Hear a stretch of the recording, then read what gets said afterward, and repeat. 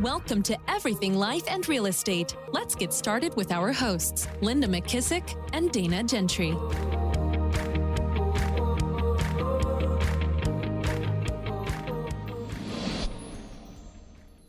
Yep. So on the flip side of that, can we switch to, other than the opposite of those three things, what do you think? What do you see in all the successful people that you've coached and worked with, Terrie, that are the three things that maybe they do that don't lead to their success or get in the way of their success? Get in the way, yeah. Well, distraction, right?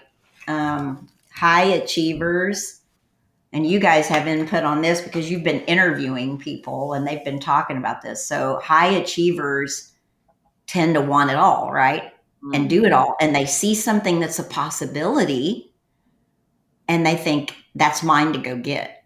Mm. I mean, I'm just as guilty of that. And it's not about that they're taking action or not taking action on it. It's what it does to their mindset. Mm. Like, we're highly competitive. Achievers are highly competitive. And there's a little bit of that. I still want to be ahead of them or be number one or do more. And sometimes it's even more of just filling a gap that you see a need for and you go put it in place.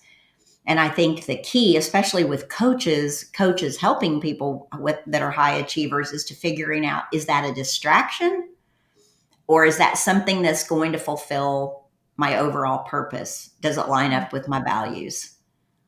Right. So I think they get distracted. And then when they get distracted and they don't get pulled back on track, I think it affects their calendar. And we all can talk about a calendar all day long. And, do we go by it? Do we not go by it? And at the end of the day, it's usually after a distraction, it's the number one thing that people know they've got to change and they don't. And can you give us an example? Can you give us an example of maybe somebody, something got distracted on that took them off? Like, was it like a shiny object? Give us an example. Yeah, it's easy. It can be a shiny object, or it can be, we're in a world that's moving faster than it's ever moved before, ever. So for those of us that are used to a different speed and not the constant speed that we're in, like, Linda, our grandkids, and Linda, and Dana, your kids are growing up in a world where they're used to this speed. So anything less seems slow to them, for most of them, right?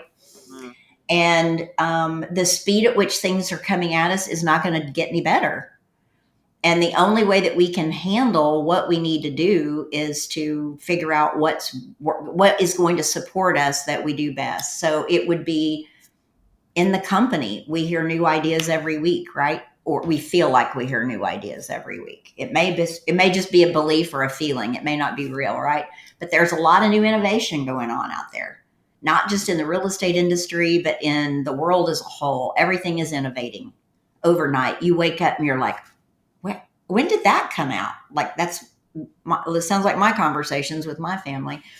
And so I think that that's an example. We see something, it's a shiny object possibly, or maybe it's really innovative, and we need to look at it to take action on it.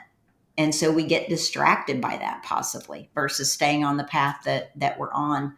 I would say sometimes it can be as simple as just being distracted by things that are fun and things that aren't so fun to do at work. Mm-hmm. Right? There's a lot more fun to do.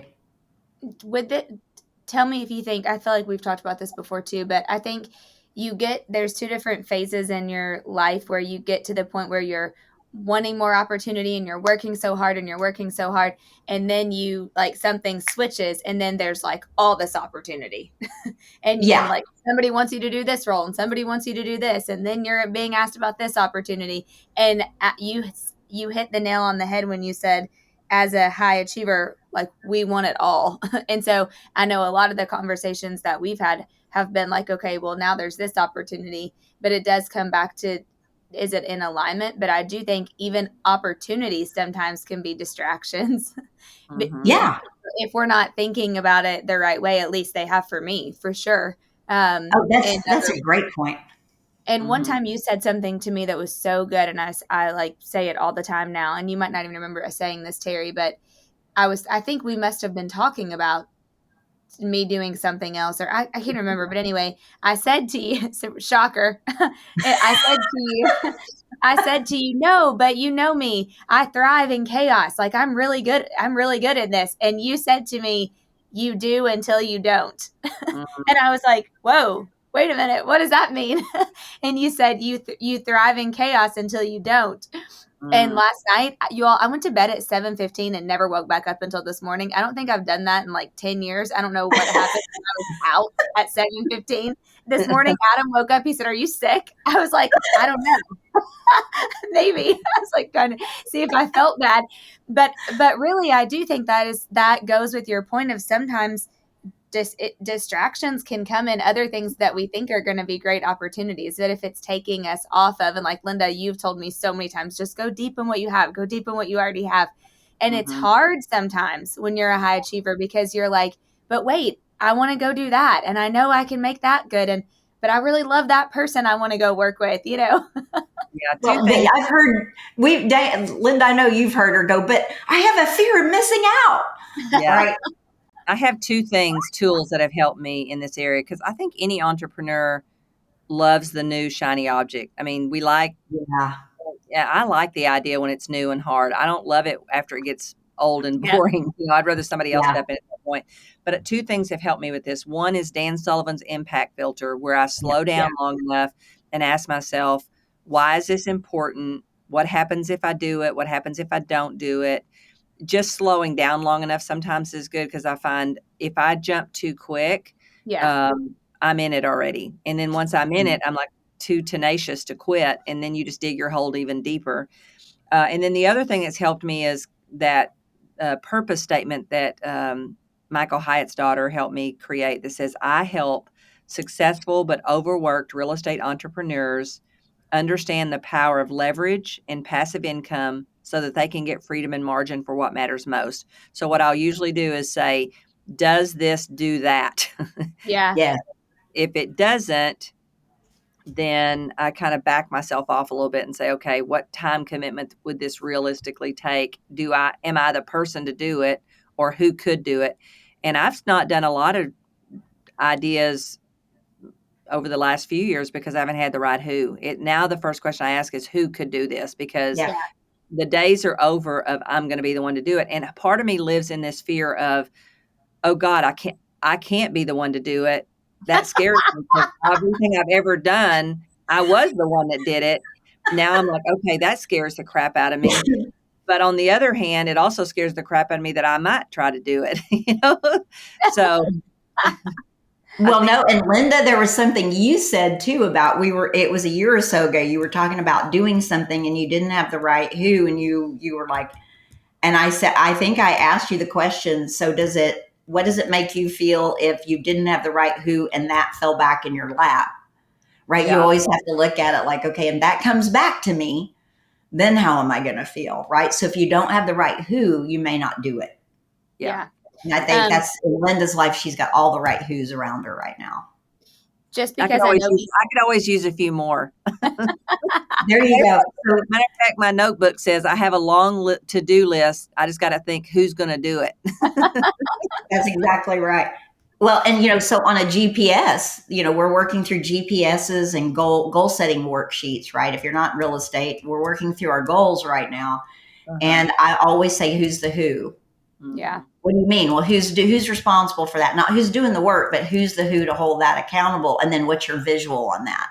It's every priority has to have a who and a visual so that you can actually see it being done, and that there's someone to be held accountable.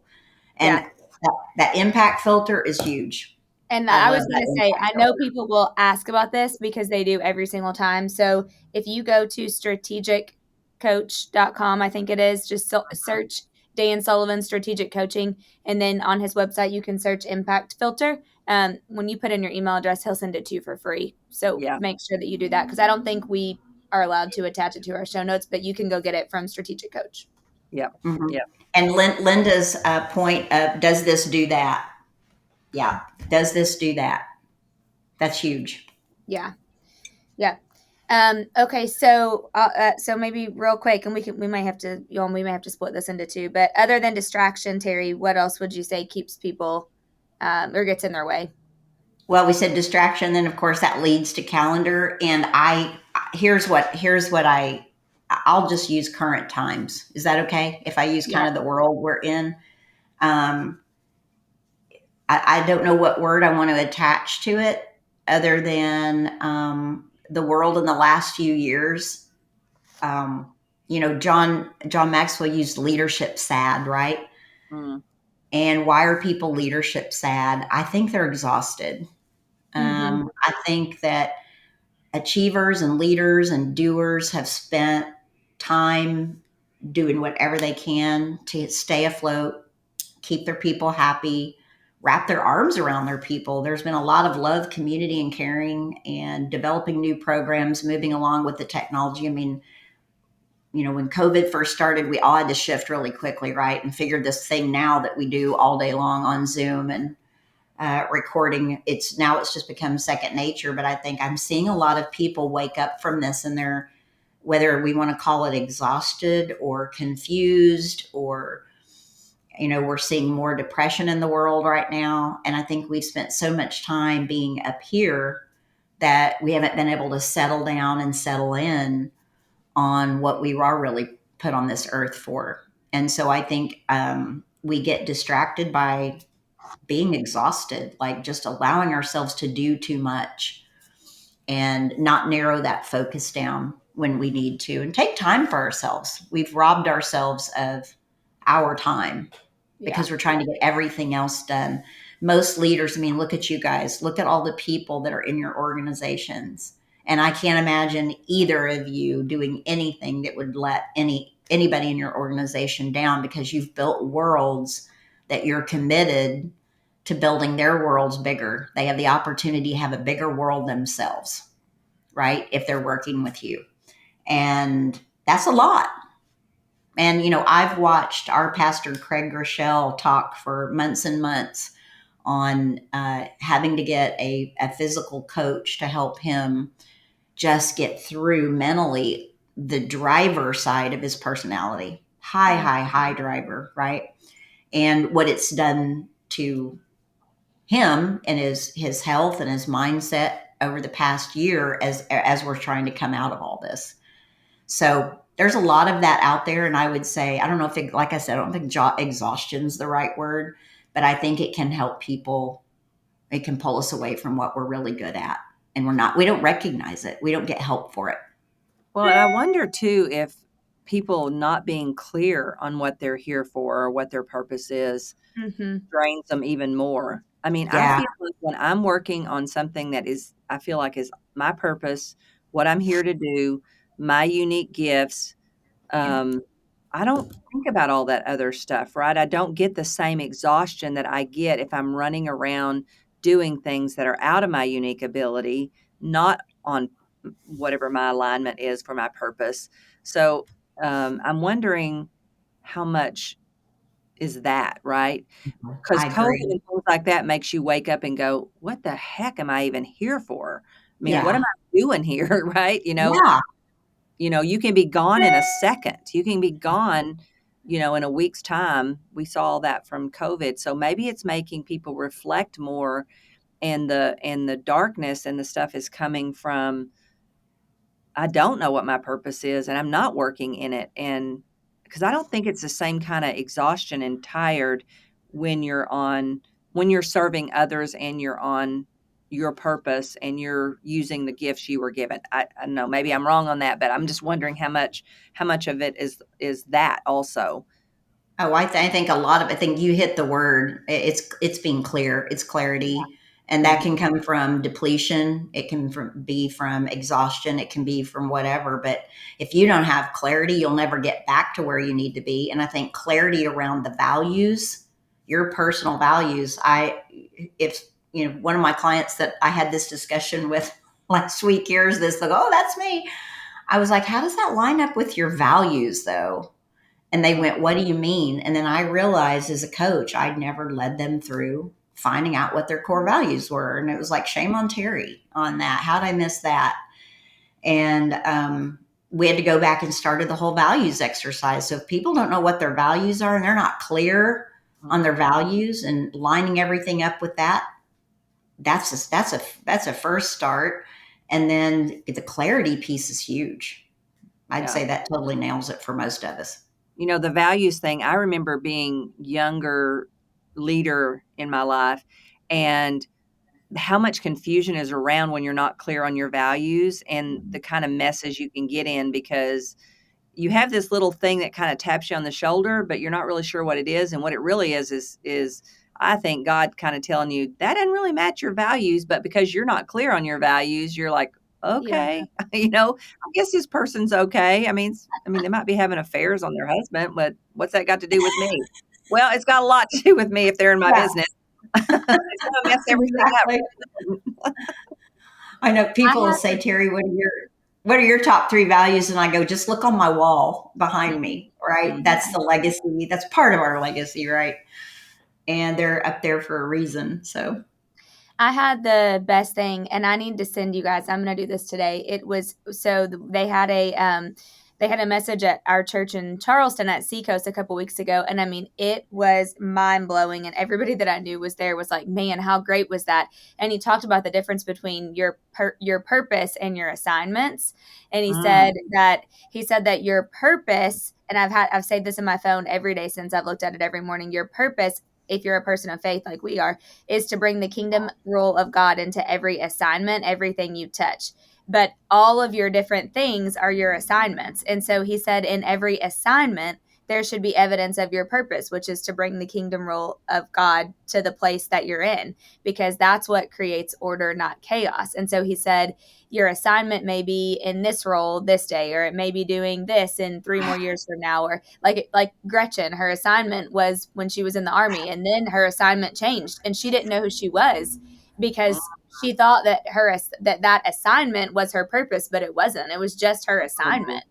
It was so good. It was so good. I'm going to send it to you guys. And then they also talked about the difference of, oh my gosh, what happened? Okay, here it is. He talked about that there's 2 kinds of tired, because kind of like what you said, Terrie, everybody seems exhausted. But he said in Matthew 11:28, it's come to me, all of you who are weary and burdened, and I will give you rest. He said that there's 2 different things with that. That weary is a tired, that's a good tired.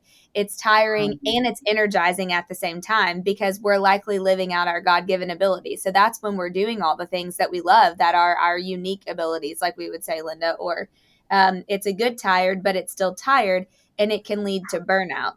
And he said, so from that, you have to choose when to rest, or God will choose it for you, which is when we don't want to happen. Like in January this year, when I was laid out with COVID, I'm pretty sure God made me do that at that time. But then burdened, he said, is when you're overloaded by something that was put on you that you never asked for in the first place. Like you're caring for someone sick, or, you're in a role because you've taken it over because somebody else is sick, like something else was placed on you. And he said that's when you're burdened, not, you're tired because of something else. But he said that that's not good, because it can lead towards bitterness or entitlement. And so he said you have to set up boundaries. But it was just the best thing, talking about exhaustion and like people not knowing their purpose and stuff. And it gave me a ton of clarity, because sometimes I think we do get, as high achievers, we do get wrapped up in what we're doing as our purpose instead of it just being our assignment. Ooh, that was good. I know. I want that. I'll send it to y'all. It's very good. Very good. And if that's a sermon, we can put a link in the show notes too, right? Yes, we will. Yep. Oh, Kate, cool. I'll send that to Kate and we'll put it in the show notes. Yes, absolutely. Great idea. That's awesome. So, Terrie, what if somebody was thinking about being a coach? What do you think are the attributes that you've learned over the years, either you had to acquire or you had naturally, that it takes to be a great coach? And then is there anything you see in some coaches that keep them from being a better coach or helping people better? I would say, some of the things that we've learned, this is what, my 13th year to actually be in coaching. And, I coach an insurance company too, which is interesting because I don't know anything about insurance, which leads me to say, don't believe you have to know the industry to be a great coach. Like, you've used Dan Sullivan a lot, Linda, right? That's overarching. So you don't have to have done what the client is doing to be a good coach. And you don't even have to speak the same language. I learned that through, International Coaches Federation. You don't even have to speak the same language to be a coach. It's really wrapped up in the core competencies of coaching, things like being present, things like challenging, right? Having rapport with the client. I'm never going to cross a boundary with a client if I don't have permission to do that. Sometimes I think what coaches tend to believe is that they're there to help the client reach their possible numerical goals or their business goals. And at the end of the day, there's probably something, if we're not coached and trained and constantly growing, we're probably not going to be able to help them get to any kind of goals, no matter what solutions, training, ideas, thoughts that we have, if the client doesn't have clarity on where they sit physically and mentally in all of that, right?